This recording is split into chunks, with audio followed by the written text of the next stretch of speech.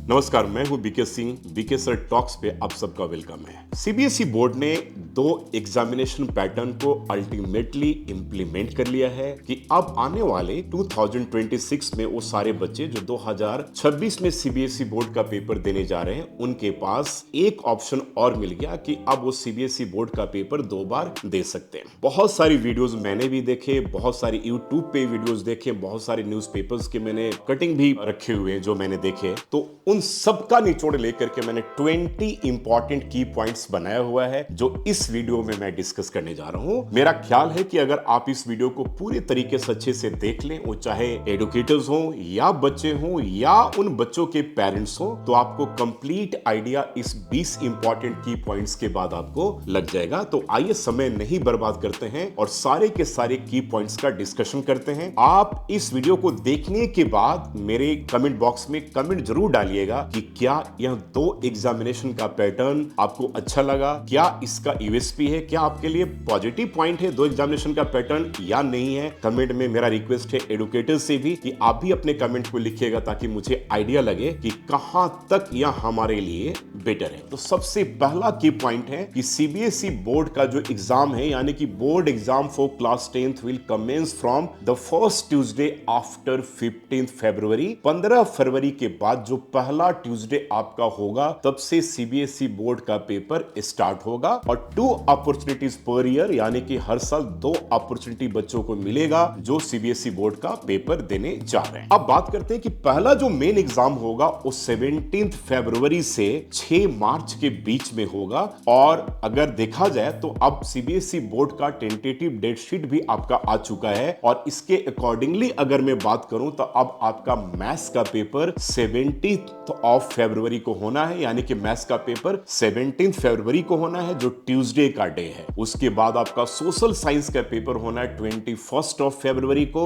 Saturday को। Then science का paper है 25 फरवरी को जो वेडनेसडे है, और हिंदी का पेपर आपका फ्राइडे को होना है, और इंग्लिश का पेपर आपका 2 ऑफ मार्च और हिंदी 27 ऑफ फरवरी को होना है। यानी कि देखा जाए तो मैथ्स का अब आपका पहला पेपर है, तो एक तरह से सीबीएसई की हिस्ट्री में पहली बार है कि आपका डेट शीट इतना पहले सीबीएसई बोर्ड का डेट शीट आपके पास आ चुका है, यानी कि अब आप अपनी पढ़ाई इसी अकॉर्डिंगली आप कर सकते हैं। सोशल साइंस के पेपर में 3.5 डे का गैप मिला हुआ है, साइंस में भी 3.5 का गैप है, हिंदी में 1.5 का गैप है और इंग्लिश में 2.5 का गैप है। मैं जिन सब्जेक्ट की बात कर रहा हूं वह सब्जेक्ट कोर सब्जेक्ट कहा जाता है, जो आपके 5 हैं, मैथ्स, साइंस, उसके बाद social science, English and Hindi. और इस पेपर का यानी कि पहले एग्जाम का जो रिजल्ट है वो आपका 28 ऑफ अप्रैल को आपका अनाउंस होगा, यानी कि 20 अप्रैल को आपका रिजल्ट भी मिल जाना है पहले पेपर का। यह पहली बार सीबीएसई के हिस्ट्री में हो रहा है। यूजुअली मार्च से लेकर के मई तक, हमारे करीब करीब मई का बिगनिंग तक हमारे सीबीएसई बोर्ड का पेपर चला करता था, या 2 महीने तो बिल्कुल कंफर्म है कि मार्च और अप्रैल, और रिजल्ट हमारा जून में आया करता था। पहली बार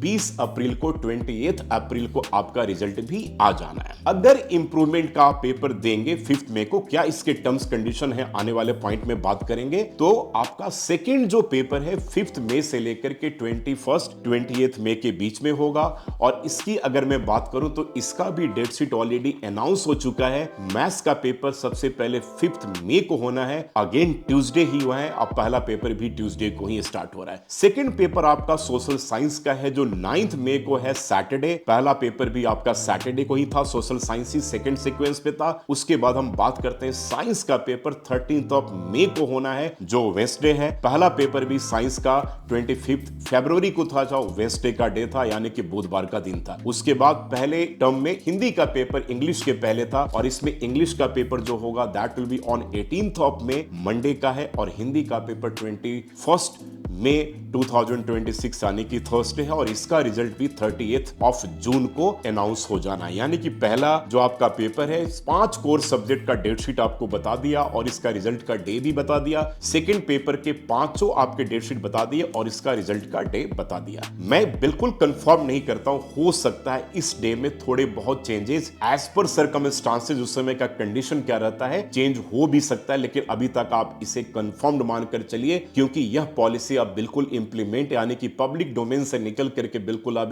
प्रॉपर तरीके से आपका फाइनलाइज्ड हो चुका है, रिवाइज्ड हो चुका है, रिव्यूड हो चुका है। अब आते हैं तीसरे की पॉइंट में कि best score of the two will be retained, यानी कि दोनों एग्जाम का जो बेहतर जो मार्क्स होगा, जो बेस्ट स्कोर होगा, उसी को रिटेन किया जाएगा। पहले बच्चे अगर मान लीजिए इसके पहले करिकुलम में हमारे क्या था, एग्जाम के पैटर्न में क्या था कि अगर आप एनुअल पेपर दिया करते थे और एनुअल पेपर में किसी भी सब्जेक्ट में अगर आप फेल हो जाते थे तो उसका कंपार्टमेंट का पेपर हुआ करता था, फिर कंपार्टमेंट के बाद आपका रिजल्ट आता था। यूजुअली जो बच्चे किसी भी सब्जेक्ट में पास हो जाते थे तो उनको कंपार्टमेंट की जरूरत तो नहीं पड़ती थी, बिल्कुल वहीं पर कंपार्टमेंट की जरूरत पड़ती थी जहां पर आपका रिजल्ट रह गया, यानी कि जहां पर आप फेल हो गए। लेकिन अब बेटर यह हो चुका है कि अगर किसी भी सब्जेक्ट में, कोर सब्जेक्ट में अगर आपके मार्क्स कम आते हैं तो सेकेंड पेपर में आप इंप्रूवमेंट कर सकते हैं। मान लीजिए कि पहले पेपर में मैथ्स में आपका 50 नंबर आया और दूसरे पेपर में आपका मैथ्स में 80 में 75 आ गया, तो 75 मार्क्स को रिटेन किया जाएगा, 50 मार्क्स को रिटेन नहीं किया जाएगा। तो मेरे अकॉर्डिंगली यह एक पॉजिटिव साइन है। आगे मैं इसके बारे में और भी डिटेल्स में बताऊंगा। जो फोर्थ की पॉइंट है कि फर्स्ट एग्जाम मैंडेटरी है। कहीं भी अगर आपको वैसा लग रहा हो कि चलो भाई मेरा अब तो मई में पेपर है, यानी कि हमारे पास बहुत टाइम है,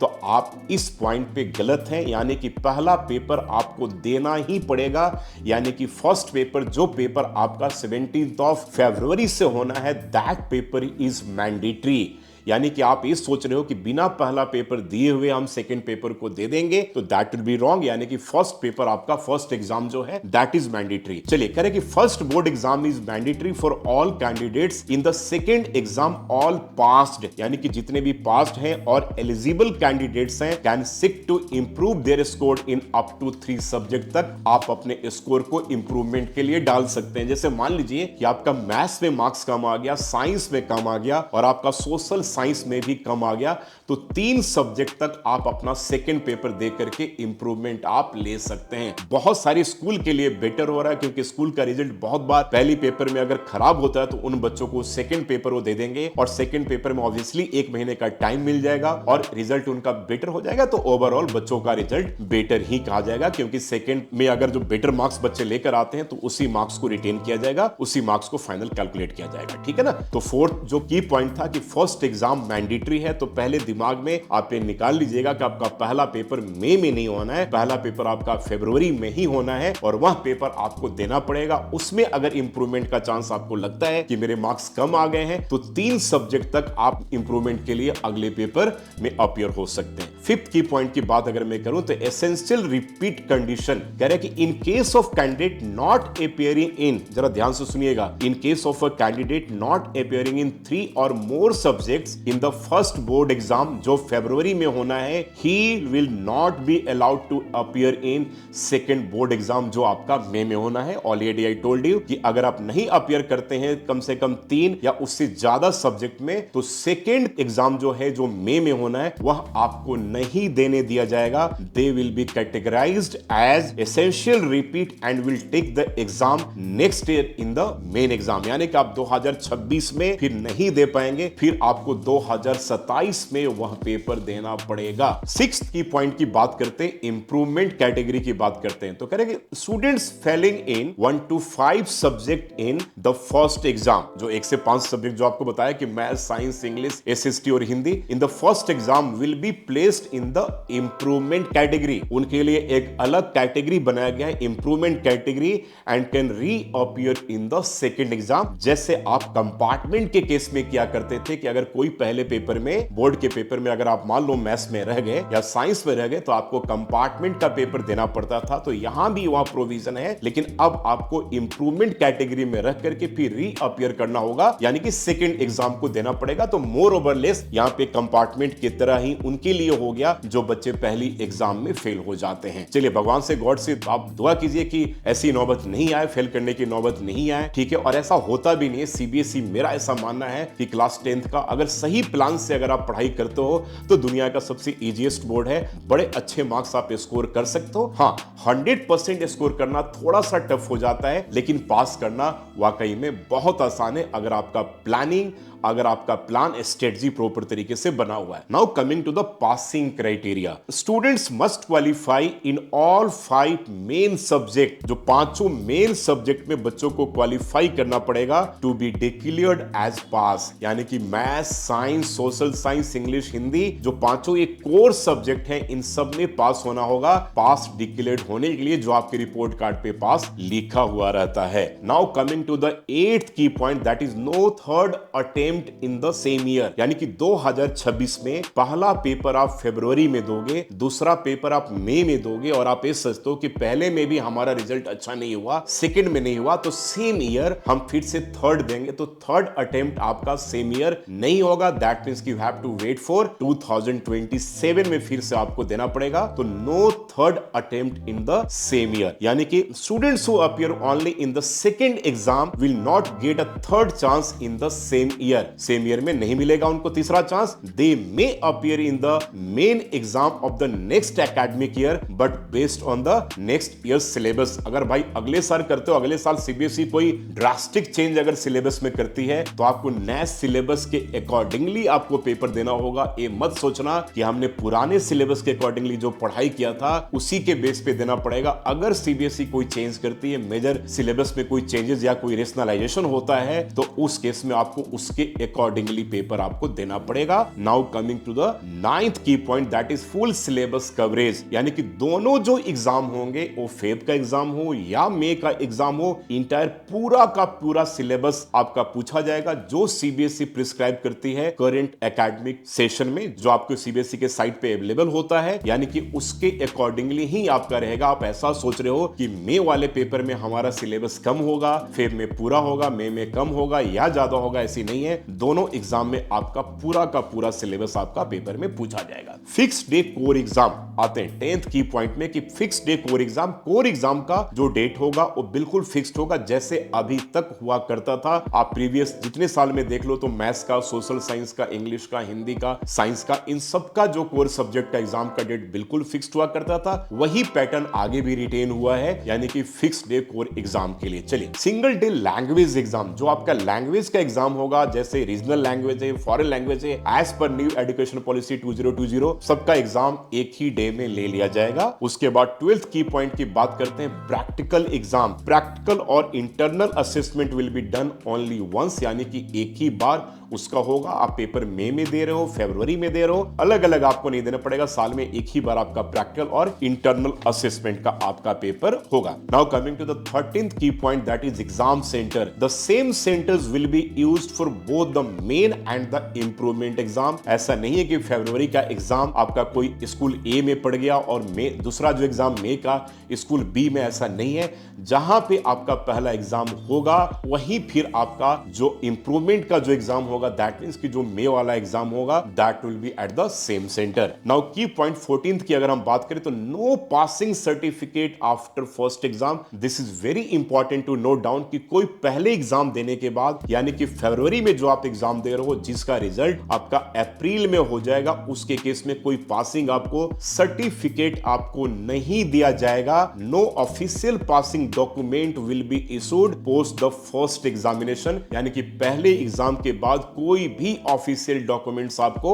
नहीं दिया जाएगा, लेकिन रिजल्ट की अवेलेबिलिटी रहेगी। तो now coming to the 15th आपका जो की पॉइंट है, that is result availability. Results of the exam will be available on DigiLocker, यानी कि अब आपका जो रिजल्ट, अभी भी डिजी लॉकर पे बच्चे अपना रिजल्ट लेते हैं, लेकिन आपका उस केस में भी एग्जाम, पहले एग्जाम का रिजल्ट आपका डिजी लॉकर पे आपका अवेलेबल होगा। This can be used for provisional admission to class 11, क्योंकि भाई आपको 11th में एडमिशन भी लेना है और आपके पास सीबीएसई कहती है कि हम ऑफिशियल डॉक्यूमेंट्स भी कुछ भी नहीं देंगे, तो उस केस में your result will be available at DigiLocker. जो डिजी लॉकर का जो आपका मार्क्स है, वही प्रोविजनल एडमिशन का जो क्लास 11th में आप कॉमर्स, साइंस जो भी आप ले रहे हो उसमें काम करेगा। If the students opt out of the second exam, अगर आप ऑप्ट आउट कर देते हो सेकेंड एग्जाम का, ठीक है, तो प्रोविजनल एडमिशन के लिए वही काम करेगा। नाउ फाइनल जो सर्टिफिकेट्स आपका जो मिलेगा वो आफ्टर सेकेंड एग्जाम के बाद ही मिलेगा, यानी कि all students will receive there official passing documents after the second examination. जो आपके मार्कशीट मिलते हैं, जो हार्ड कॉपी मिलता है, that will B only issued after final, ठीक है, आफ्टर सेकंड एग्जाम के बाद मिलेगा। तो this was 16th merit certificate की बात करते हैं तो merit certificate will be awarded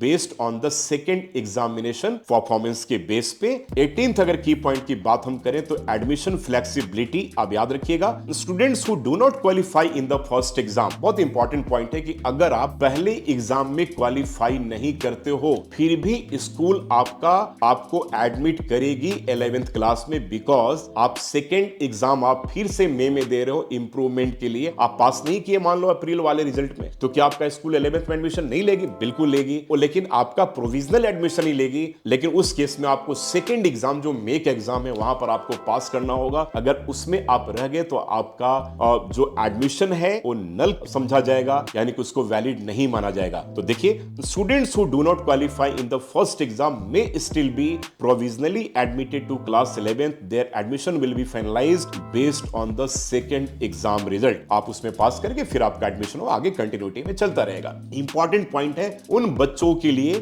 जो विंटर एरियाज में रहते हैं, जैसे लद्दाख में जो है या अरुणाचल प्रदेश के कुछ एरियाज है, उनके लिए है कि winter bound schools candidates may choose to appear either in first और सेकंड एग्जाम। वो दोनों में से किसी एक एग्जाम को चूज कर सकते हैं। यूजुअली फरवरी में बहुत ठंड रहती है वहां पर, उस केस में दे कैन चूज मई वाले एग्जाम को दे कैन चूज कर सकते हैं कि भाई दोनों में से हमारे बच्चे फरवरी में पेपर नहीं देंगे, वो एक ही पेपर देंगे and that will be in आपका मई में देंगे। तो winter bound schools candidates may choose to appear either in first और second exam. Schools in location such as Ladakh, some parts of Arunachal Pradesh, Himachal Pradesh जो दे रखा है इनके लिए है। उसके बाद लास्ट 20th की पॉइंट्स है, दैट इज स्पोर्ट्स कैंडिडेट्स के लिए, कि sports candidates will be allowed to appear in second exam in the subjects which exams coincides with their sports event. मान लीजिए कि पहले एग्जाम में कोई स्पोर्ट्स इवेंट ऐसा आता है जहां पर एग्जाम के डेट पे आपका डेट कोइंसाइड कर जाता है, तो उस केस में आप क्या करेंगे, सेकंड एग्जाम आप दे सकते हैं। यानी कि थोड़ा सा रिलैक्सेशन अगर कहा जाए तो विंटर बाउंड स्कूल्स के लिए है और स्पोर्ट्स कैंडिडेट्स के लिए है कि A2 एग्जाम पैटर्न जो ऑलरेडी इंप्लीमेंट हो चुका है,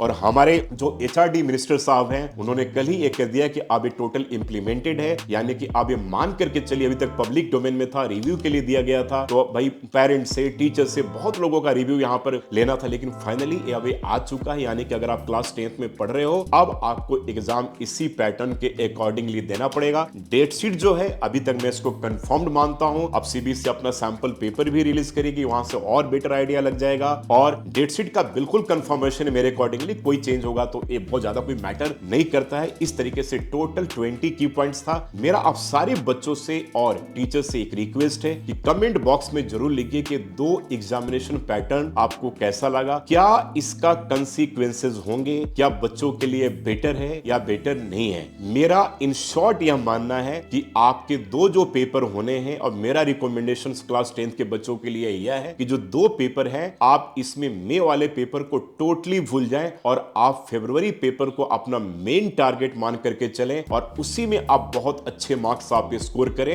मई का पेपर आपको देने की जरूरत नहीं होगी। और मेरा ऐसा मानना है कि इंडिया में मैक्सिमम क्राउड इसी चीज को अग्री करता है। हालांकि इसके पीछे एक रीजन है कि बच्चों के ऊपर लोड कम हो। लोड तो कभी ना कभी तो होना हो, चाहे फेब में हो चाहे मई में हो, ठीक है। आपको बस ये साइकोलॉजिकली लगेगा कि मेरे पास वक्त ज्यादा मिल गया है, लेकिन वक्त ऐसा कुछ नहीं होता। अभी से आप अच्छे तरीके से तैयारी करो और फरवरी पेपर को ही आप अपना मेन पेपर मानकर चलो। उसके बाद आप सेकंड पेपर दोगे, रिजल्ट आएगा, अगले 4 महीने का टाइम आपका लग जाना है। फिर आपका 11th का एडमिशन का प्रोसेस है, तो थोड़ा सा मैटर लेंदी हो सकता है। तो बेटर है कि फरवरी में आओ, अप्रैल में रिजल्ट मिले और बिंदास तरीके से आप अपने 11th में सब्जेक्ट को चूज करो और पढ़ाई करो। आई होप यह वीडियो आपको अच्छा लगा होगा। कमेंट बॉक्स में कमेंट जरूर लिखिएगा और यह लिखना बिल्कुल नहीं भूलिएगा कि क्या 2 एग्जामिनेशन पैटर्न से बच्चों को फायदा मिलने वाला है या टीचर के लिए है, और बच्चे यह लिखेंगे क्या उनको ये फायदा होगा 2 एग्जामिनेशन का pattern. Thank you so much. मेरे चैनल को सब्सक्राइब जरूर कर लीजिएगा। इस तरीके से बहुत सारे इंफॉर्मेशनल वीडियो आने वाले टाइम में आप सबके लिए लेकर आने वाला हूं। मैं हूं